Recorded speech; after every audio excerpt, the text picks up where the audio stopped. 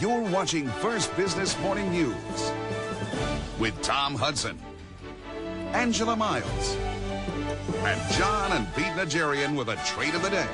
Well, high gas prices has just about everybody paying closer attention to gas mileage. You know, pouring $100 into the SUV every other day certainly may have you in the market for a new set of wheels. But what if you lease that SUV? Can you get out of it? And what do you do if you can? Sergio Stieberman is along with us, Chief Executive Officer at LeaseTrader.com. Sergio, good morning. This is where you guys make your nickels and dimes, isn't it? That's right. Good morning. How are you? Well, with low interest rates and all the incentives we've had from the automakers over the past couple of years, why is anybody leasing anymore? Isn't it cheaper just to buy?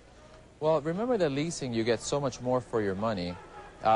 In terms of a more expensive car and a lower price. You get so much more expensive price for a lower payment, yeah. Yeah, it's that luxury demand that we've seen not only in the housing market but in the auto market too, right? That is right, that is right, that's how it is. So what about with those auto leases? Are we locked into them? Well, until very recently, you know, once you sign that lease contract, you are locked into that contract. We do have an option for all those people that have a contract, that have a lease, and the option is to go ahead and have that contract assigned to another party or a buyer, and that's how our services at LeaseTrader come apart. So it is possible, if you're locked into your lease, to transfer it to another person? That's right. Most major leasing companies today are part of our programs. So if you have like General Motors or Toyota or Lexuses or BMWs or Saabs, you're able to do it. You definitely want to check with your leasing company. Sure. Prior to doing anything, though. After that is all said and done, what's the financial incentive for somebody who's got a lease and they want to trade it on your website? Why would they want to do that?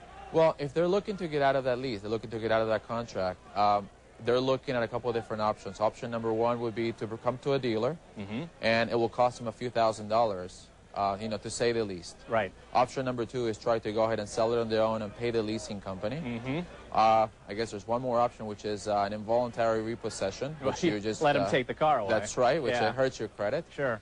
And you know, the least expensive or the best option out there is to actually get out of that lease through transferring it to a credit qualified party, and that's what we do. And how about that credit qualified party? Because obviously you're taking on a bit of a credit risk when you're looking for somebody to take over your payments.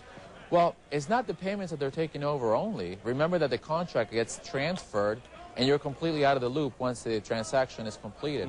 So you can go out your merry way and go find another vehicle, you know, get something else, or maybe just, you know, not get a car at all. I got to ask, Sergio, do you own or lease your own car? I lease them all. You do?